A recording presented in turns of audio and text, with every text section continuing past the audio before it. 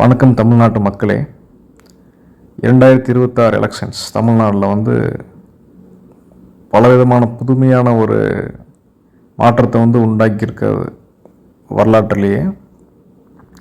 இதில் ஒரு புது கட்சி ஜெயிச்சதை நம்ம பார்க்குறோம்.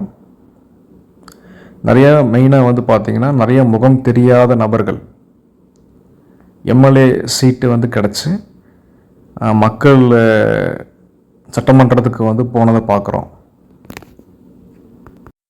இதில் பார்த்திங்கன்னா நிறைய முகம் தெரியாத நபர்கள், புது புது நபர்கள் எம்எல்ஏ அப்படிங்கிற அந்த பதவியை பிடிச்சி தலைமைச் செயலகத்துக்கு தமிழ்நாடு மக்களால் அனுப்பப்பட்டிருக்கிறாங்க. ஆனால் இதில் என்ன அப்படின்னா, ஒரு தலைவன், ஒரு பொதுவான ஒரு தலைவன் பார்த்திங்கன்னா சும்மா டிவியில் பேசுகிறது மட்டும் இல்லாமல் ரியாலிட்டியில் ஒரு ஒரு ஒரு எல்லாத்துக்கும் ஒரு மருந்தாக இருக்கக்கூடிய ஒரு வழிகாட்டியாக இருக்கக்கூடிய ஒரு தலைவன். ஒரு பிரச்சனை நடந்தால் முதல் இடத்துல நின்று அதை சால்வ் பண்ணி கொடுக்கக்கூடிய ஒரு தலைவன். இப்பேற்பட்ட தலைவனை தமிழ்நாட்டு மக்கள் அனுப்பலை. தமிழ்நாட்டு மக்கள் ஒரு சீட்டு இவருக்கு கொடுத்து சட்டமன்றத்துக்கு ஒதுக்குற அளவுக்கு தமிழ்நாட்டு மக்கள் இல்லை.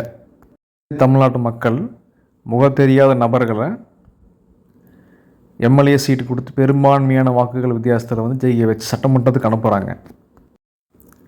அப்போது புதுசாக முகமே தெரியாமல் இருக்கக்கூடிய நபர்களை மக்கள், இந்த தமிழ்நாட்டு மக்கள் ஜெயிக்க வச்சு அவங்கள எம்எல்ஏ கேண்டிடேட்டாக ஆக்கி சட்டமன்றத்துக்கு அனுப்புகிற மக்கள், ஒரு தலைவன் இத்தனை தூரம் இறங்கி எத்தனையோ பிரச்சனைகளை ஃபேஸ் பண்ணி நிற்கக்கூடிய ஒரு தலைவன், எத்தனையோ எல்லாத்துக்கும் மூலதனமான கருத்துக்களை சொல்லி தமிழ்நாட்டு மக்களை விழிப்பு உணர்வு அடைய வைக்கக்கூடிய ஒரு தலைவன், அடைய வச்சுட்டு இருக்கக்கூடிய ஒரு தலைவன்.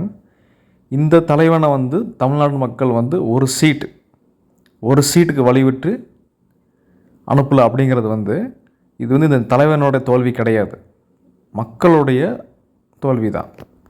ஒரு பதவிக்கு தகுதியான ஒரு மனுஷனை அந்த பதவிக்கு அமர்த்தக்கூடிய பவர் மக்கள்கிட்ட இருந்துமே மக்கள் அந்த தலைவனை அந்த பதவிக்கு உட்கார வைக்காமல் சம்மந்தமே இல்லாமல் ஒரு முகம் தெரியாத நபர்களை உட்கார வைக்கிறாங்கன்னா இது மக்களுடைய பகுத்தறிவு சார்ந்த ஒரு பெரிய மாபெரும் தோல்வி தான்.